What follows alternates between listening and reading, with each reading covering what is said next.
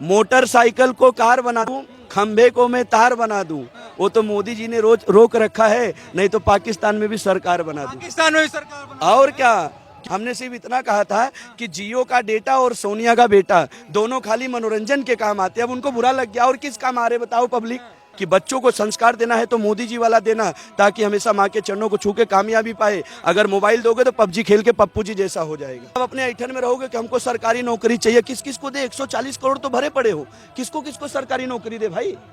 काम करो। आज काम करके टाटा बिरला अंबानी इतने ऊंचे पे बैठे हैं। 12-12 घंटे आप दिन भर फोन चलाते हो, जब तक आपके थोपड़े पे फोन गिरेगा नहीं आपको नींद नहीं आएगा, और दोष दोगे मोदी को। प्रधानमंत्री तो ठीक 4 बजे उठते, लेकिन देशवासी हमारे 12 बजे उठते, तो कहाँ से विकास होगा बताइए? आज देखो, अभी जब ये नुपुर शर्मा जी कुछ बोली थी तो पूरा 56 देश एक हो गया था, बराबर। अब आज देखिए, एक लड़की का 35 टुकड़े किया जाता है, तब कोई देश इकट्ठा नहीं हो रहा है। कैसा क्यों हो गया वो लड़की के साथ? वो तो भाई पूछने की बात है मोदी। हाँ, ये 2024 का सेमीफाइनल है, ये जीतने के बाद सीधा 24 में फाइनल है। हाँ। फाइनल में कौन होगा सामने तो 2024 भी मोदी जी रहेंगे, उसके बाद हमारे बुलडोजर बाबा योगी जी, चाय वाले के बाद गाय वाला, चाय वाले के बाद गाय वाला, चाय वाले के बाद गाय वाला। और लाना भी जरूरी है। विपक्ष कहता है मोदी जी 4 बार कपड़े बदलते हैं, तो हमने ही कहा रुको, अभी एक कपड़े वाले को लाएंगे जो साल भर बदलते ही नहीं। तो साल भर बदलते नहीं। अच्छा, ये वो कह रहे हैं कि विपक्ष की तरफ से राहुल गांधी युवा चेहरा है, युवा चेहरा को लाना चाहिए। अब भैया 56 साल की उम्र में अगर युवा बोलते हो तो हमसे बड़ा अंधा तो कोई नहीं है। जो 56 साल की उम्र में भी उनको युवा बोले तो क्या मतलब? हमने सिर्फ इतना कहा था कि जियो का डेटा और सोनिया का बेटा दोनों खाली मनोरंजन के काम आते हैं। अब उनको बुरा लग गया, और किस काम आ रहे बताओ पब्लिक? अभी हमको देखो, आप सोच लीजिए, आप लोग को मालूम है, सबको मालूम है। कह रहे हैं आप उनकी मजाक बनी बनाते हैं। मजाक हम ही नहीं, पूरा देश बनाता है, हमारे हो जाते हैं बस। क्यों मजाक बनाते हैं उनका? मजाक के लायक ही हैं वो। अब आज निकले हैं भारत जोड़ने। मैं पूछता हूँ, मेरा भारत बटा ही कब था? अभी हमसे सब कह रहे हैं कि ट्रेन में आके कि जब से मोदी जी की सरकार आई है हमारे देश में हिंदू मुस्लिम ज्यादा हो रहा है। तो हमने कहा मोदी जी तो हमेशा एक ही बात कहे हैं कि मेरे 140 करोड़ देशवासियों। उस बीच हैदराबाद का एक प्राणी आके कहता है कि मैं 15 करोड़ हूँ, तो बांटने का काम मोदी जी कर रहे हैं कि वो कर रहा है? मुझे बताइए। वो तो हमेशा सबको गिनते हैं, वो तो जातिवाद भी खत्म कर दिए। एक सफाई कर्मचारी का बनारस जाके पैर धो दिए कि बेटा अभी भी सुधर जाओ, लेकिन हम ही लोग की गलती है, हम लोग सुधरते नहीं है। आज कोई भी कार्य करते, मोदी जी तो अपने माँ के चरणों को छूते हैं। मैं तो सबसे अपील करूंगा आपके चैनल के माध्यम से कि बच्चों को संस्कार देना है तो मोदी जी वाला देना, ताकि हमेशा माँ के चरणों को छू के कामयाबी पाए। अगर मोबाइल दोगे तो पबजी खेल के पप्पू जी जैसा हो जाएगा। अच्छा, ये बताइए, आपने कहा कि सबकी बात करते हैं, लेकिन लगातार आरोप यही लगता है कि बीजेपी वाले जो हैं या मोदी जी जो हैं वो हिंदू मुस्लिम की राजनीति करते हैं, इनके पास कोई और मुद्दा नहीं। सामने वाले के पास भी क्या मुद्दा है बोलने का? यही तो एक मुद्दा ही बचा है। आज मैं कह रहा हूं कि मोदी जी क्या नहीं किए देश के लिए, मुझे बताइए। 500 साल पुराना हमारा राम मंदिर का मुद्दा था, खत्म कर दिए। हमसे ट्रेन में एक आदमी बोले आपको 15 लाख मिले हैं क्या, मोदी जी का तारीफ करते हो? हमने बोला साहब 4 किस्तों में दिए हैं। पहला 15 लाख उस दिन हमारे खाते में दिए जिस दिन कश्मीर से 370 हटा दिए। दूसरा 15 लाख उस दिन दिए जिस दिन मुसलमान महिलाओं को सम्मान देके 3 तलाक हटाए। तीसरा किस्त उस दिन दिए जब राम मंदिर का शिलान्यास हुआ। और चौथा काशी विश्वनाथ कॉरिडोर भी दिए हमें। ये सब 15 लाख के किस्तों में गिनती करो, और अभी बहुत सारे 15 लाख आने बाकी है, क्योंकि देश में कुछ कानून ऐसे बनाई गई है पिछली सरकारों में कि जो हमें घुट घुट के मार रही है अंदर ही अंदर। उस कानून को हटाने के लिए मोदी जी को पूर्ण बहुमत से गुजरात से जीता हो, सेमीफाइनल जीत ही रहे, मोदी जी को कोई कहने की बात नहीं। एक नाम आता है केजरीवाल जी का। केजरीवाल नहीं, खुजलीवाल, पूरा नाम बताओ। केजरीवाल जी। हाँ, उनको हमेशा खुजली रहता है। उनको एक ही बात की खुजली है कि मेरी सरकार बनाओ, मैं हर जगह दारू के धंधे करवाऊंगा। आप अपने बच्चों का भविष्य पढ़ा लिखा के आगे बढ़ाओगे कि बेवड़ा बनाओगे, मुझे बताओ। उनके संस्कार देखो, मेट्रो ट्रेन के ऊपर उन्होंने दारू का धंधा खोला है। खोले कि नहीं? आपके न्यूज के माध्यम से आपको मालूम है कि नहीं? मेट्रो स्टेशन पे दारू का अड्डा है या नहीं, मुझे आप बताइए। तो कहते हैं हमारी शिक्षा क्रांति देखिए। शिक्षा तो यही है उनकी, वहां पढ़ो बाजू में दारू पी लो, और क्या है शिक्षा उनकी? यहाँ दारू बंदी है ना, फिर क्यों आप हर जगह? पहले 125 ठेके थे दिल्ली में, आज 1025 ठेके खुलवाए हैं। हस्बैंड 300 रुपए का रोज दारू पी जाता है, पत्नी को 300 यूनिट बिजली फ्री देके खुश कर दिए हैं। और वो भी फ्री देते नहीं, खाली कहते हैं। अगर देश फ्री के चक्कर में पड़ेगा तो जल्दी हमें श्रीलंका का पार्ट 2 देखने को मिलेगा। आई हेट्स फ्री, देना है तो काम दो। केजरीवाल के पास मुद्दा ही नहीं है, लड़ो, लड़ना है। बेरोजगारी किसके पास है? जो निकम्मे लोग हैं, नाकारे लोग हैं, जो काम नहीं करते। यहाँ देखो, ट्रेन में काम करके अपने 8 परिवार को मैं जिलाता खिलाता हूँ, तो मैं कहीं का बेरोजगार? पानी पूरी वाले बेचने वाला बेरोजगार। अब आप अपने ऐठन में रहोगे कि हमको सरकारी नौकरी चाहिए, किस किस को दे? 140 करोड़ तो भरे पड़े हो, किसको किसको सरकारी नौकरी दे भाई?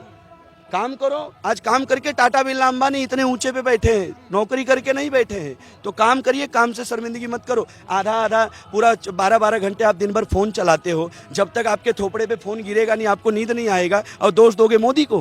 प्रधानमंत्री तो ठीक 4 बजे उठते, लेकिन देशवासी हमारे 12 बजे उठते, तो कहाँ से विकास होगा बताइए? बोलिए। वो तो कहते हैं हम तो जनता का पैसा जनता में लुटा रहे हैं फ्री की योजनाओं से। कौन? केजरीवाल दारू बेचवा रहे हैं, इसके लिए लुटा रहे हैं। खालिस्तान से उनको पैसा मिल रहा है, बड़े बड़े स्टोरों से उनको फंडिंग की जा रही है। अब उनके एक पार्टनर है पंजाब के, क्या नाम है भैया उनका? भगवंत मान। न्यूज में क्या बोले थे? बोले मैं 15 दिन मुझे आने दो, पंजाब का नक्शा बदल दूंगा। फिर मैंने देखा बीबी बदल के रख दिए थे। ये संस्कार है उनके। कह रहे हैं हम तो हनुमान भक्त हैं, ईमानदार हैं हम। ये तो मोदी जी के आने से अच्छे अच्छे जनेऊ पहनने लगे, नहीं तो कोई भक्त नहीं थे।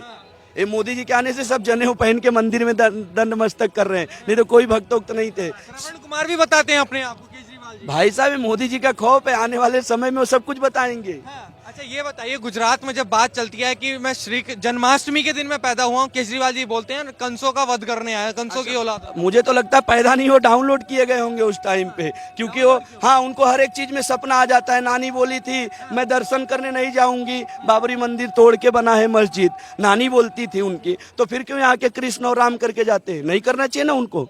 वो पहली बात तो हिंदुत्व की कुछ लड़ाई नहीं लड़ते। और मैं एक ही बात सबसे कहूंगा कि कोई हिंदू मुसलमान नहीं, हम 140 करोड़ हैं। हम एक होकर के अगर अपने देश में काम करेंगे तो 10 साल बाद अमेरिका वाले वीजा बना के भारत में नौकरी करने आएंगे। लेकिन हम एक हो जाएंगे तो हम लोग बट रहे हैं टुकड़े में ही।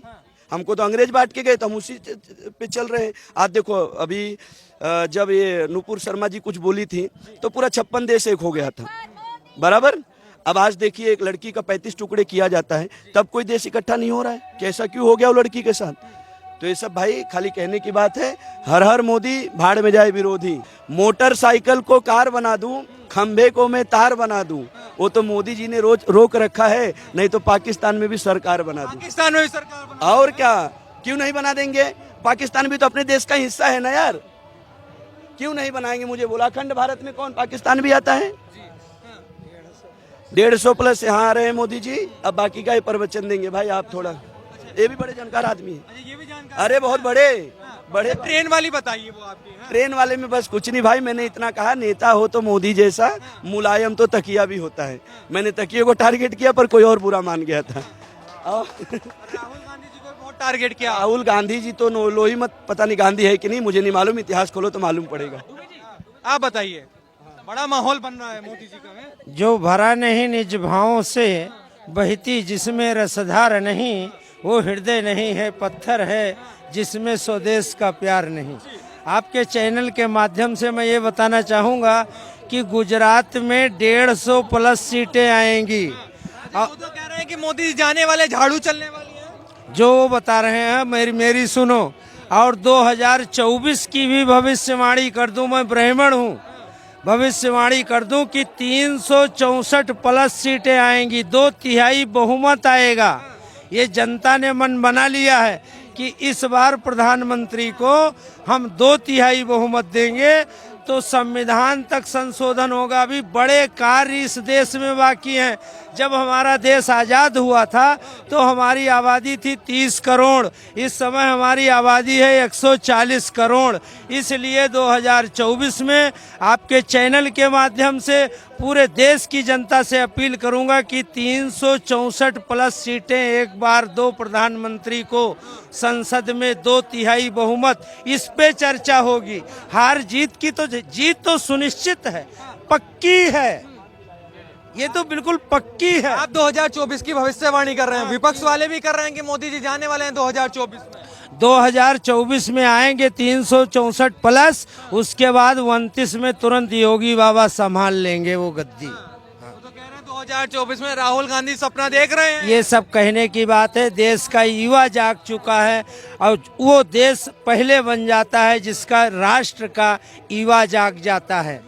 जिस देश का युवा और कर्मठशील व्यक्ति जाग गया हो, हम मोदी जी और योगी जी के उसमें विश्व गुरु बनेंगे। भारत विश्व गुरु बनेगा, भारत विश्व गुरु बनेगा, विश्व गुरु बनेगा। पूरी दुनिया में भारत विश्व गुरु बनेगा। नरेंद्र मोदी और योगी आदित्यनाथ के मार्गदर्शन में ये 21वीं सदी हमारी है। जैसे 20वीं अमेरिका की थी, 21वीं सदी ही भारत की है। बोलो भारत माता की जय।